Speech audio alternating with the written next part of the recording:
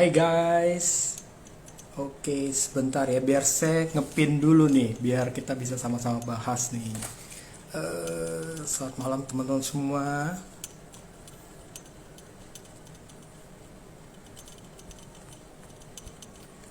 Oke.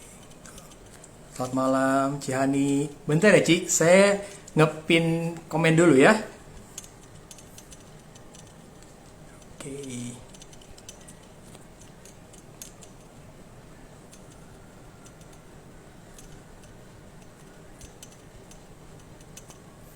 Oke, selamat malam teman-teman semua yang nonton live hari ini.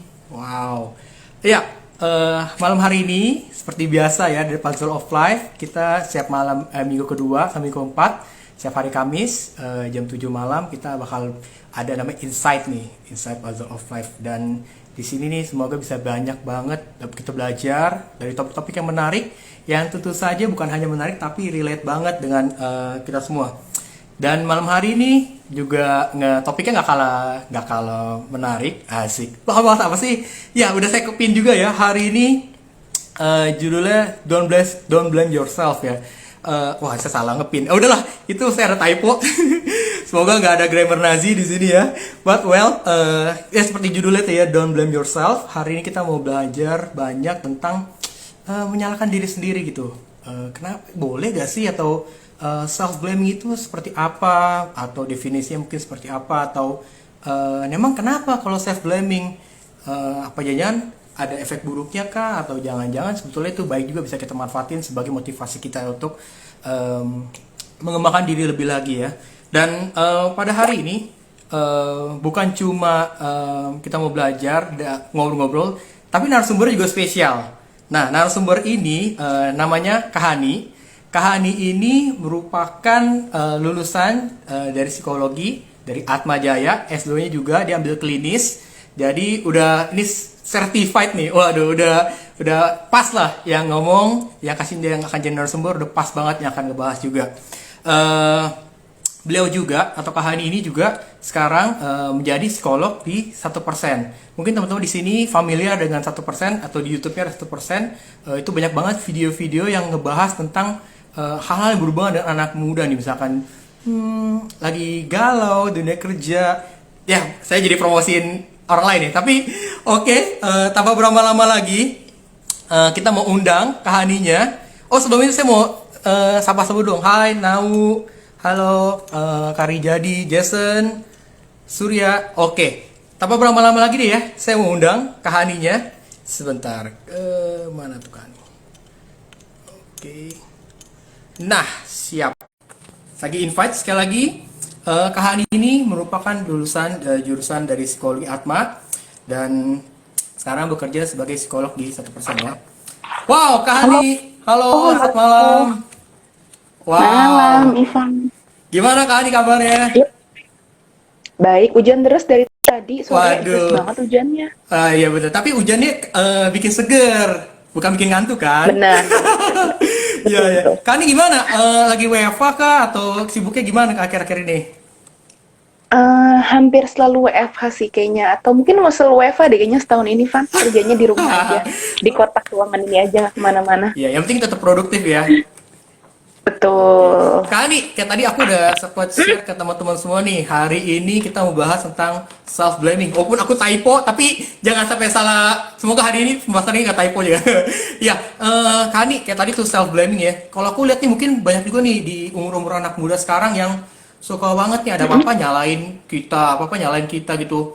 Kayaknya kita merasa, kalau saya pribadi merasa, aduh apa manusia nggak layak ya, apa-apa salah kita, apa-apa salah kita. Nah, sebetulnya kayak topik hari ini nih, Kahani. Sebetulnya kalau self blaming itu apa sih sebetulnya sih? Kalau self blaming itu sebenarnya adalah dia tuh bentuk emotional abuse yang bisa dibilang paling toksik. Waduh. Bentuk emotional abuse yang paling toksik tuh, dengerin tuh di antara bentuk. Ada yang bilang kayak gitu. Okay. Self blaming is the most toxic form of emotional abuse katanya.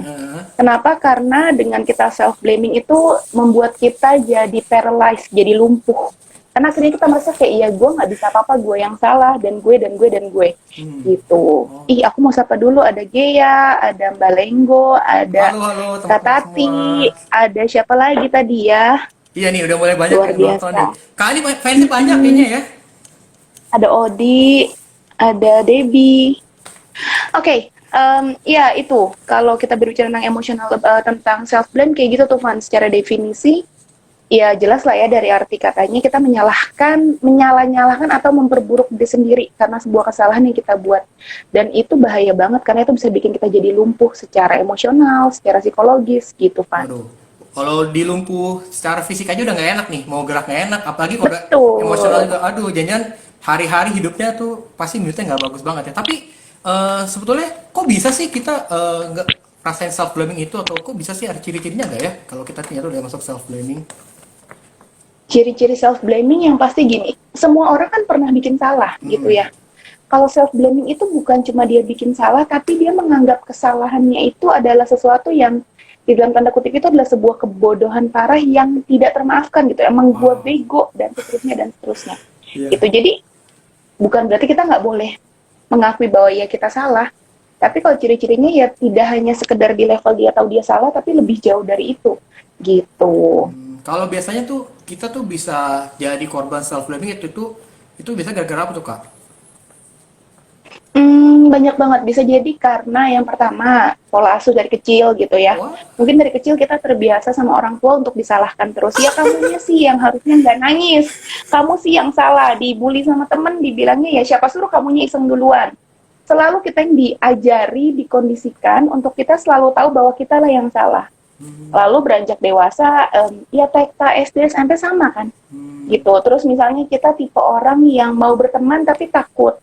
Akhirnya demi untuk mendapatkan teman kita membuat posisi kita jadi yang inferior, Hmm. yang bisa bawa-bawa terus nggak apa-apa deh, yang penting aku punya teman, aku disalahin nggak apa-apa, aku nggak dianggap nggak apa-apa, yang penting aku punya teman yang perhatiin aku gitu. Itu kan juga salah satu yang membiasakan kita, akhirnya kita jadi punya kebiasaan self blaming gitu, Van. Waduh, ternyata artinya itu ada tekanan atau udah terbentuk dari kecil juga ya artinya ya. Aduh, saya jadi kayak mikir ya apa jadinya saya juga ada kondisi kayak gitu ya. Ayo lo, Aduh, tapi well, ada Memeo, ada Beta. oh aduh Lanjut. banyak juga yang nonton hari ini ya. Halo, selamat join. Oke, Kani, sebetulnya tadi aku juga kepikiran nih. Kalau self blaming itu ya kalau aku pikir ya, bisa gak ya justru jadi bahan motivasi gitu. Jadi ketika justru buat introspeksi diri gitu mungkin. Itu gimana menurut Kak Hani? Bahasanya bukan self blaming, tapi lebih tepatnya menyadari kesalahan. Ah, Kalau gimana self tuh? blaming itu tadi aku bilang ranahnya sudah lebih negatif. Hmm. Kalau sekedar kita tahu kita salah gitu, oh iya aku salah di bagian ini, taking responsible, itu loh. Kalau self blaming itu bukan cuma salah, tapi nganggap bahwa kesalahan itu buruk. Jadi misalnya gini nih, Van, bedanya. Kalau misalnya, aduh aku mencari sesuatu apa ya, ya anggaplah aku punya tutup botol ini Iya. gitu. Misalnya tutup botolnya udah sobek, aku akan bilang bahwa ini tuh botolnya sobek, tapi aku nggak bilang bahwa ini jelek, ini apa-apa dan apa. Kalau self blaming itu bukan cuma sekedar kalau kita yang benarnya adalah menyadari bahwa kita itu salah. Hmm. Iya, aku ada bagian salah gitu. Kalau kita cuma sampai berhenti di bahwa oke, kita tahu kita salah dan akan mengambil tanggung jawab, itu benar. Tapi kalau sampai aku salah dan nggak berhenti di salah, kayaknya kurang puas gitu. Kalau belum bahasanya nih Van, belum membodoh-bodohi diri sendiri, belum bilang emang lu bego sih, emang lu yang bodoh sih, kayaknya belum puas gitu. Kayaknya rasanya masih kurang sakit. Nah itu buat apa sih kayak gitu? Buat apa tujuannya? Coba jawaban. Buat apa? Buat apa? Emang guna?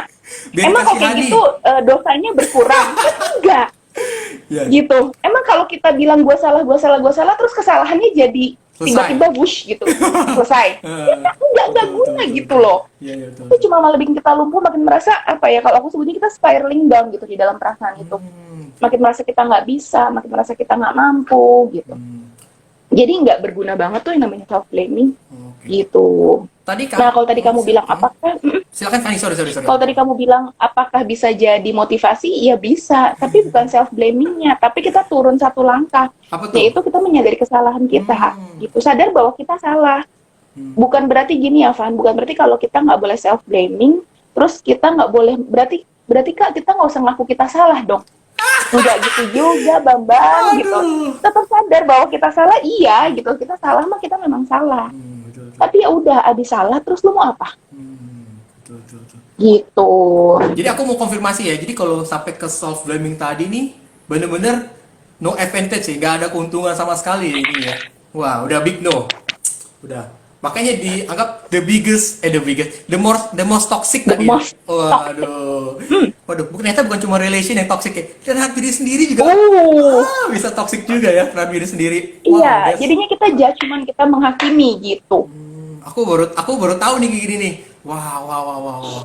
Terus sekarang nih mungkin boleh share gak? Misalkan nih tadi nih kita mungkin tips and triknya gitu solusinya tadi tuh gimana nih kalau kita udah memang mungkin kita udah ngalamin atau kita udah sadar bahwa oh iya iya ternyata gue suka banget nih nyalain diri gue sendiri apa apa nyalain gue sendiri selalu kita jadi self blaming.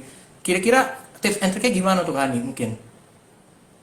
Oke, kalau kita self-blaming versus yang pertamanya lawannya self-blaming adalah self-acceptance. Kita menerima bahwa iya, aku memang salah, gitu. Nah, yang kedua yang aku bilang bisa jadi antinya si self-blaming adalah kita mencoba untuk mindfulness. Aku senang banget ajarin kita semua tentang mindfulness gitu. Gimana tuh Kak Aku Hani? share sedikit tentang mindfulness. Banyak Oke, juga aku terima, secara definisi. Apa? banyak juga aku terima. Oh ya, gitu ya. Oke, mindfulness itu secara definisi kan gini, Van. Focus your attention in the here and now without judgment and without attachment. Yang artinya Dengan kata lain, artinya memusatkan perhatian kita nih, Van, di sini dan saat ini tanpa menilai dan tanpa kelekatan. Atau dengan kata lain, ketika kita mindful itu kita melihat fakta apa adanya. Garis bawahi, stabilo, kasih highlight, hurufnya gedein, apa adanya. Melihat fakta apa adanya. Wah. Apa adanya gitu ya. Kenapa sih penting banget melihat apa adanya? Karena seringkali ya, Van, yang membuat kita jadi spiraling down di dalam perasaan bahkan sampai berujung self-blaming itu bukan faktanya. Tapi tadi ya cara kita menilai. Contoh lah, misalnya dalam satu kepanitiaan, dalam satu kali kita bikin acara, karena memang kita salah gitu. Apa ya, ya misalnya anak mahasiswa deh lagi UKM-an gitu ya.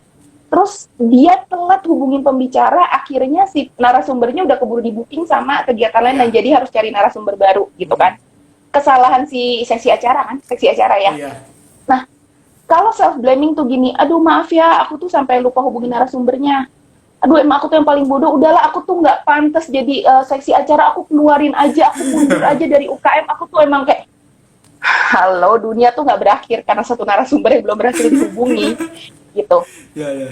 Nah, tapi kalau kita mindful itu gitu ya, melihat fakta apa adanya adalah oke, harusnya aku hubungin pembicara udah hasil rapat hari ini, hari Sabtu misalnya, rapat Sabtu aku harusnya hubungin pembicara hari ini, tapi aku baru hubungin hari Selasa minggu depan. Itu kan fakta. Harusnya hubungi Sabtu, baru hubungi Selasa. Akhirnya narasumbernya dihubungi sama yang lain. Ya udah, kita hanya melihat fakta. Iya, aku salah karena aku menunda pekerjaan. Berhenti di situ. Nah, yang pentingnya adalah setelah kita tahu kita salah, pertanyaan berikutnya adalah what to do. Terus ngapain? Itu yang pentingnya tuh, Van. Karena ya, orang tuh banyak cuma kayak, iya kenapa sih aku tuh gini, kenapa aku yang bodoh. Kalau ada orang yang pengen cicak gitu ya. Aku menenangkan diri dulu, kesel banget sama yang kayak gitu. Gitu. Ya, ya, ya. Karena paling penting adalah setelah itu terus apa, Van? Setelah itu tuh terus harus perbaikinya dengan cara apa, gitu. Aku suka bikin analogi nih, Van. Analoginya gini. Katakanlah ya, ciwi-ciwi nih melakukan refleksi diri, dia ngaca. Terus dia ngaca, dia lihat alisnya tipis gitu kan. Pas dia lihat alisnya tipis, terus bisa aja nih dia menyalahkan diri, menyalahkan keadaan, menyalahkan segalanya. Kayak, kenapa alisku tipis? Adekku alisnya tebel, mama papa alisnya tebel. Kakek alisnya tebel, nenek sih alisnya tipis. Tapi kenapa ke aku nasibku buruk banget? Memang nasibku tuh selalu nggak beruntung. Alis aja terus gitu tuh ya. Dari hari ini besok sampai seterusnya kayak gitu. Guna nggak, Van? Waduh, enggak. Nama sekali nggak guna. Nggak guna. Alisnya kan nggak akan tumbuh Betul. ya, brother. Nggak ngubah sama sekali, betul. Nah, yang penting setelah kayak gitu tujuannya apa? Tujuannya kan kita mau punya alis tebel. Berarti tadi pertanyaannya adalah terus harus apa? Nyulam. Kalau udah tahu alisnya tipis harus apa? Ya mungkin katanya dipakein kemiri kek, pakein seledri, pakein lidah buaya, atau kalau yang teman-teman yang boleh dalam agamanya ditato, disulam, kan selesai. Hmm. Gitu. Jadi daripada kita sekedar membego-begoin diri, menyala-nyalahkan diri, meratapi nasib, lebih baik kita memikirkan harus apa dong setelah ini, gitu Hmm. kan. Wow, wow, wow. Wah, mantep banget sih, Kak Hani. Luar biasa. Bener-bener ngengkepasnya bagus banget. Kak Hani, tapi sebelum ini nih, mungkin aku mau juga bilang ke teman-teman di sini yang Oke. live. Mungkin kalau teman-teman di sini, rekan-rekan ada yang mau kasih pertanyaan, boleh banget ya. Jadi nanti siapa tahu ada pertanyaan menarik juga, kita bisa jawab ya, Kak Hani ya. Iya, aku sapa lagi ya. Ada Iya. Tika, apa kabar di, aku lupa, Tika tuh Pekanbaru atau Riau ya? Ada Waduh. Okta, Untung Kak Hani ada, lupa tapi nggak nyalain diri sendiri. hmm? Oh iya, ada Flo, ada Ciliwa, ada siapa lagi? Wah, ini Uh, semuanya para fans-fans Kak Hani nih. Oke. Kak Hani, kita lanjut dulu Kak Hani. ya, lanjut Eh, lanjut. boleh gak sih share juga nih? Mungkin itu kan tadi mindfulness Hmm, itu sebagai yang aku takut itu kayak mindset ya. Gimana kalau ada kesalahan, mm, mm, kita lihat lu mm, mm, kondisinya apa adanya, terus kita oh dia what to do-nya yang lebih penting tuh. Nah, itu kan tadi juga Kak Hani udah kasih suatu apa contoh yang bagus banget nih. Tapi kalau sehari-harinya nih, kita mungkin bisa ngelatih gak ya mindset seperti itu? Karena saya percaya kan mindset kan kayak tadi proses juga pasti butuh prosesnya ya. Mungkin ada tips and triknya gak Kak Hani? Kalau kita mau berlatih mindfulness, sebenarnya kan tadi untuk kita bisa tidak menyala-nyalakan diri sendiri, kita perlu mindful, menyadari faktanya apa sih yang terjadi.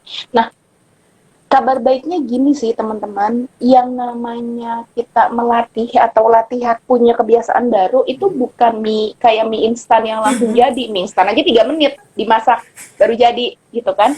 Nah, apalagi kita membangun sebuah kebiasaan yang baru, nggak akan gampang. Hmm. Jadi mungkin aku akan bilang gini kayaknya, Kak Ivan ya, kayak tarik tambang. Wow, Kalau kita mau menang, setiap kali tambangnya ditarik ke kiri, kita tarik lagi ke kanan, gitu kan? betul, Setiap kali tarik ke kiri, tarik lagi ke kanan. Kalau mau menang, kalau nggak mau betul. menang sih, ya udahlah ya, lepas aja gitu kan. Iya, iya, iya. Nah, sama.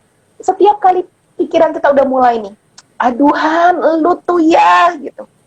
Terus kayak, nggak, Han, faktanya Weh. gitu. Perlu kok ngingetin Han, hoi, hoi, hoi, gitu. Bukan kayak program gitu ya di komputernya sekali kamu install terus langsung bisa gitu, nggak bisa. Jadi memang kalau kamu tanya latihannya apa ya setiap kali kamu mulai membodoh-bodohi diri sendiri, karena ya Van, pas kita membodoh-bodohi diri kita sendiri kita sadar kok sebenarnya Hmm. gitu. Aduh, gue mulai kebiasaan lagi. Kita sadar kok. Nah, ketika kita sadar pilihannya di situ. Pas kita sadar kita mau berhenti atau kita mau lanjutin. Hmm. Makanya tadi aku bilang keputusan kita mau spiraling down di dalam perasaan itu atau kita mau keluar Betul, betul. gitu. Jadi keputusan di tangan kita karena gini Van, tidak ada seorang pun yang lebih punya kuasa untuk mengubah diri kita. Tentunya selain Tuhan ya diri kita sendiri gitu. Betul, betul. Nggak bisa mau konseling sama psikolog paling ahli, pergi ke psikiater yang paling ahli kalau kitanya ini resisten, sia-sia Betul, betul, betul. gitu Van. Kani, tapi kan tadi di awal tuh Kani sempat singgung tuh ada faktor eksternal lain, misalkan didikan orang tua atau di lingkungan pertemanan nih. Kalau hal eksternal kayak gitu juga bisa kita ambil alih ya, maksudnya pekerjaan pertemanan kita tegur teman kita kah atau orang tua kita kayak ajak ngobrol atau gimana menurut Kani? Oke, kalau tadi masalah orang tua kan kita nggak bisa ubah. Even perlu bedain dalam hidup ini ada hal-hal yang kita hanya bisa terima, ada hal-hal yang ada di dalam kendali kita untuk kita ubah. Hmm. Kalau tadi cara orang tua membentuk kita kan udah terjadi belasan tahun atau puluhan tahun. Mau diapain, mau masuk lagi ke perut orang tua kan nggak bisa, gitu kan? Ya, ya, ya. Ya udah, kalau emang sudah kayak gitu ya udah gitu. Nah, justru titik pentingnya ketika kita sadar bahwa kita jadi gini, dengan kesadaran itu justru membuat kita semakin berhati-hati. Jadi kita tahu nih, aduh dari kecil itu aku tipe yang biasa disalahkan. Hmm. Justru ketika kita sadar hal itu, terus kita mulai, aduh emang aku bodoh gitu ya. Biasanya di titik itu orang tuh malah menjustifikasi. Iya emang karena orang tua aku dari kecil, jadi aku terbiasa. Loh, kenapa malah dijustifikasi gitu, malah menjadi pembenaran. Justru di titik itu kita tahu bahwa oke, aku semakin nggak boleh nih. Hmm. Contoh gini loh Van, kamu tahu kamu punya darah tinggi. Wah, tahu aja lo. Iya ya. Nggak bercanda Jadi bercanda. kamu punya darah tinggi, Iya. terus kamu pengen makan duren, Waduh, susah ditolak. kamu kurangi atau kamu tambah? Saya kurangi, saya pantang ntar jadinya. Harusnya kan dikurangi, dipantang, bukan gini, ya udahlah, emang gue darah tinggi sekalian aja gue makan duren. Bentar, itu maksudnya gimana sih kalau kayak gitu? Kalau udah tahu kita jadi diri kita sekarang ini karena bentukan masa lalu, ya bukan diterusin dong ya.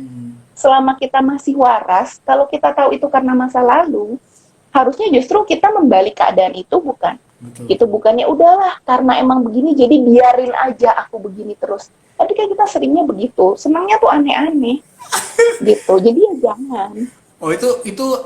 aplikasi dia self blaming lagi. Oh aku darah tinggi, aku menyakiti diri aku dengan cara makan durian lagi.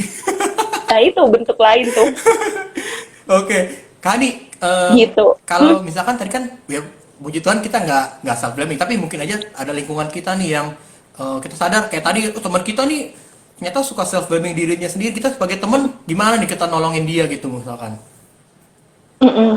Itu ada yang jawab tuh katanya tambah durennya Kalau aku dikirimin, bagus. aku Ingat mau umur. dinilai ukurannya. Oke, kalau sekarang pola asuh udah nggak bisa diubah karena udah lewat. Siap. Gimana dengan pertemanan? Pertemanan kan kita masih ongoing terus gitu Iya, ya. setuju, setuju. Buat boundary, Ah, oke. buat batasan. Apa yang boleh orang lain masuk ke kita, apa yang kita boleh masuk ke orang lain, buat boundary. Jadi jangan kita merasa bahwa ya udah demi aku ditemenin, aku selalu mengalah. Ya udah demi aku punya teman, aku selalu bersedia menjadi orang yang paling rendah gitu. Eh, Apa ya teman-teman, kita perlu membuat boundary, kita perlu membuat batasan gitu. Nggak bisa selamanya kita selalu jadi orang yang mengalah demi dapat teman. Nggak bisa kita selamanya terus ngalah supaya kita dinilai baik. Kita kan kadang self blaming, kadang ya Van, kita tuh self blaming karena gini, sebelum orang lain nyalahin gue, mendingan gue nyalahin diri gue. Inisiatif. Inisiatif, soalnya kalau disalahin orang lebih sakit, jadi mendingan Waduh. gue ngaku salah dulu deh, Oke, oke. gue aja yang salah gitu kan. eh jadi tadi kalau dalam pertemanan, menurut aku kita perlu membuat batasan. Lalu juga kita perlu ingat yang namanya kita mencintai diri sendiri, kan term itu juga lagi heboh ya, self love, self compassion gitu kan. Betul, betul. Kita perlu tuh untuk mencintai diri kita sendiri. Balik yang tadi aku bilang itu kan, emang kalau kita nyalahin bego-begoin diri kita sendiri, Gak emang guna. efeknya apa sih? Iya, iya, iya. Nggak guna gitu kan, buat apa? Mendingan ketika justru gini, ketika kita mulai, ada quotes yang aku pernah baca quotes bilang gini, ketika kita mulai mengubah cara kita berelasi kepada diri kita sendiri, cara kita berelasi sama orang lain pun akan berubah gitu. Wow. Jadi ketika kita mulai Keren, keren, tahu keren, keren, gimana keren. caranya menghargai diri kita sendiri, kita akan lebih bisa menghargai gimana kita berelasi sama orang lain. Kita nggak akan selalu membuat diri kita itu adalah pihak yang dibawa dan pihak yang harus selalu disalahkan Wah, gitu. ini quote of the day nih. Gimana kita menilai diri sendiri? Ini nih lebih penting nih. Wow. Luar biasa. Kak Ani, Gitu, Van. aku juga mau lanjut lagi nih. Kalau aku mau coba ke antinya nih, atau berlawanannya. Maksudnya gini, kalau kita kan tadi ngomongin menyalahkan diri sendiri gitu. Tapi ada sisi lain juga kadang suka nyalain orang lain terus gitu. Nah mungkin boleh out of the dikit. Nah itu batasan gimana nih Kak Ani melihatnya ini nih? Ya sampai ntar, iya sih kita nggak nyalain diri sendiri, tapi oh salah dia nih, salah semua orang. Ya udah, soalnya kata puzzle kita nggak boleh nyalahin diri, jadi mulai sekarang kita nyalahin orang lain, Iya, yeay iya. gitu ya. Jangan, Kacau. jangan dikit panas. Matahari. Marahin matahari.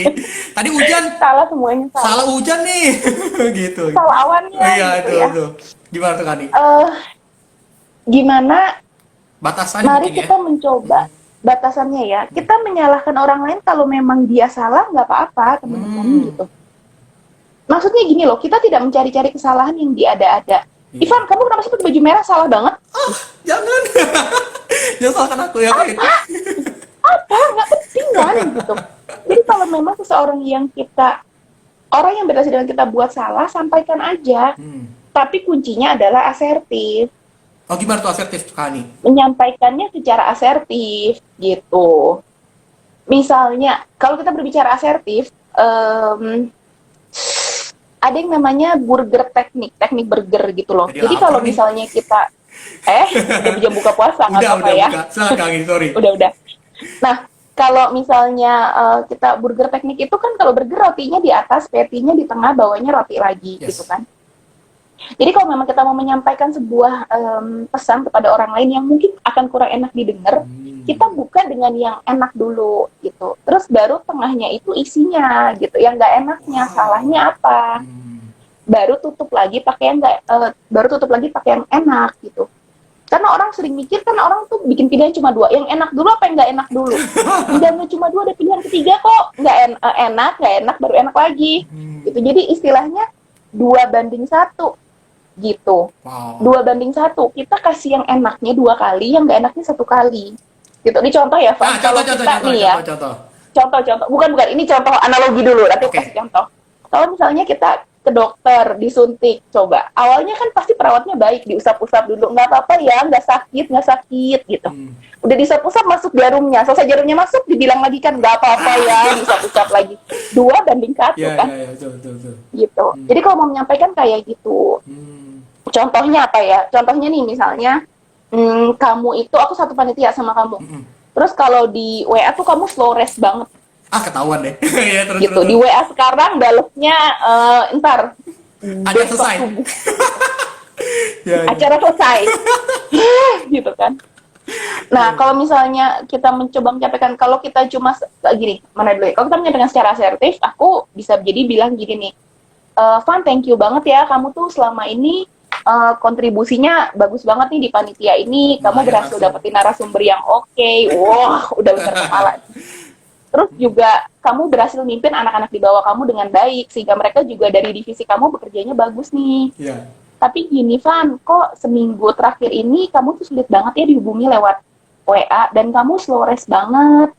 Boleh nggak supaya kita kerja lebih enak kalau aku WA, balasnya lebih cepat? Aku nggak ngerti sih Ivan lagi sibuk apa, tapi seenggaknya mungkin diinfoin dulu. Jadi kan aku juga nggak menunggu ya, gitu.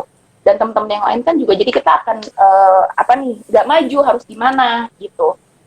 Kalau bisa sih begitu ya, Van. Karena ya tadi Ivan tahu kan, Ivan tuh penting banget loh, kamu seksi acara. Kalau kamunya mogok, wah kita semua kan kerepotan. Karena sepenting itu loh, Van, tugas kamu di panitia ini. Dan kamu yang kenal narasumbernya, jadi penting banget kalau kita tuh bisa koneksi sama kamu. Itu, Van. Jadi bisa ya, Van, kedepaninnya kalau di WA, tolong lebih cepat direspon. Wow. Gitu. Kak Ani, ini kita nggak ada masalah aja nih ya. Saya rasanya tuh damai. Gitu ya. Iya. Padahal nggak ngapain, tapi dipuji-puji dulu. Enak aja dengernya. Oh, dipuji-puji dulu harus. Aduh. Tapi teman-teman beneran, ketika kita memuji pun kita sincere gitu, tulus dari hati, buat kayak ya ampun Kak Ivan, tahu nggak? Ya ampun Kak Ivan, ya berasa banget kan ya tulusnya. Itu yang nggak gitu juga, Ferguso gitu. Waduh, betul. Pelan-pelan kita tahu, tapi yang gini, yang dipujinya itu beneran sesuatu yang memang gitu, ceritanya kontribusimu tuh sepenting itu di kepanitiaan ini. Gitu. Jadi ya memang sepenting itu peranmu, dan itu yang perlu disadarkan sama si kamunya. Gitu. Wow. Kita hari ini udah banyak belajar nih Kak Ani. Kayaknya udah paket lengkap banget ya, dari masalah self blaming sampai ke praktis-praktisnya gitu. Mungkin Kak Ani, sebelum ini kan waktunya juga udah mau habis nih, tadi aku dikasih panitia, nggak tahu boleh nambah gak nih? Tapi mungkin sebelum aku kasih kesimpulan juga untuk teman-teman di sini, mungkin Kak Ani bisa ada yang mau disampaikan lagi mungkin tentang self blaming, atau mungkin ada kata-kata yang mungkin belum aku tanyain, atau mungkin ya tempat kepikiran mau di-share gitu mungkin.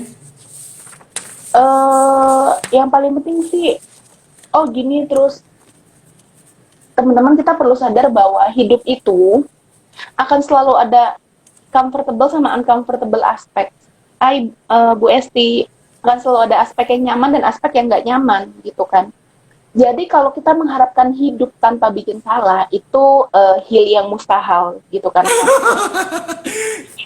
Waduh, saya kurang gaul nih, banyak bahasa-bahasa saya baru denger nih. Gitu ya. Makasih loh. Jadi nggak mungkin kalau kita berharap bahwa hidup kita itu akan selalu baik-baik aja, kita nggak buat kesalahan, orang-orang di sekeliling kita akan selalu bersikap baik, itu namanya mimpi di siang hari. Karena gini, Van, kita ini manusia yang punya kelemahan, yang pasti bisa bikin salah, dan kesalahan kita itu ya pasti ada konsekuensinya kan. Yes. Gitu. Yang kedua, kita pun dikelilingi manusia lain yang juga punya kelemahan, yang juga bisa bikin kesalahan. Jadi kalau kita mengharapkan hidup kita aman, hidup kita mulus, hidup kita nggak bikin salah, gimana kalau kita semua jadi dewa atau jadi Tuhan aja? Zen. Jadi ya teman-teman, kalau kita bekerja, kita ada di dalam kepanitiaan atau apapun yang kita lakukan, tidak mungkin kita tidak membuat salah. Hai Yuli, hai Eteng. Tidak mungkin kita tidak membuat salah. Tidak mungkin. Jadi ketahuilah bahwa kesalahan yang kita buat itu adalah sesuatu yang manusiawi. Yes. Kita tidak sempurna dengan sempurna. Kata-kata apa lagi tuh?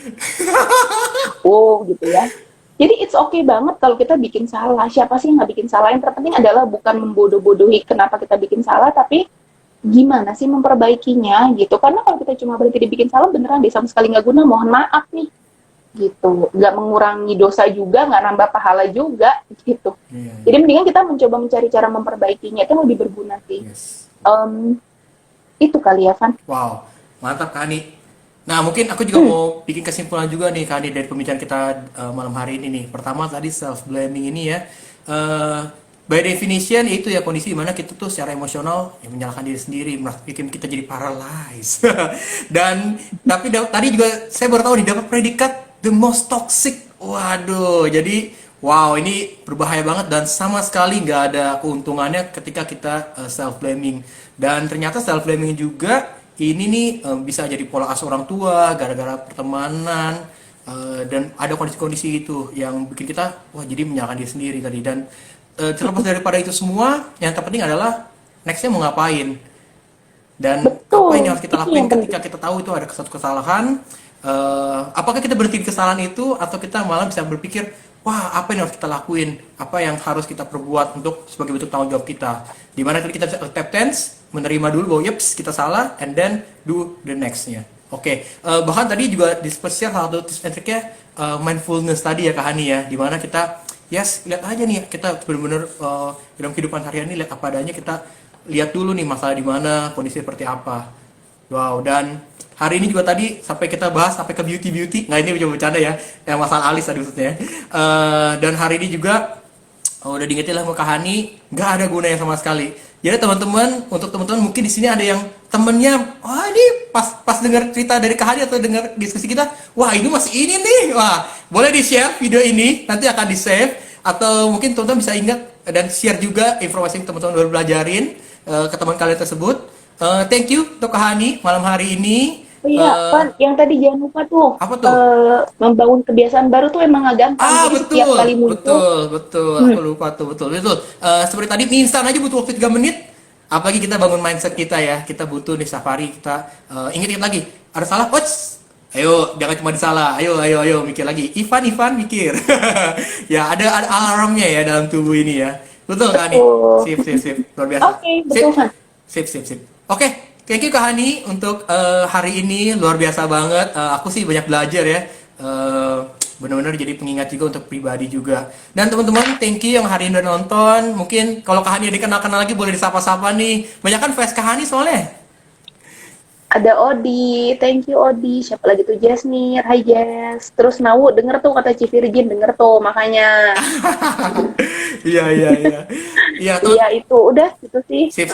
Oke, sekali lagi teman-teman thank you dan jangan lupa ya di-share nih video kita hari ini untuk teman-teman pasti bisa berbagi untuk teman-teman yang lain. Dan terima kasih juga untuk Puzzle yang udah hari ini mengadakan acara hari ini. Dan teman-teman, minggu depan tanggal 20 Mei minggu depan tanggal 20 Mei itu masih ada acara lagi dengan Insight dari Puzzle of Life ini, tentunya dengan topik-topik yang menarik. Jadi teman-teman di follow biar nggak ketinggalan, dan Puzzle of Life, finish your puzzle, enjoy your life. Thank you Kak Hani, thank you semuanya. Sama-sama, bye-bye. Bye-bye.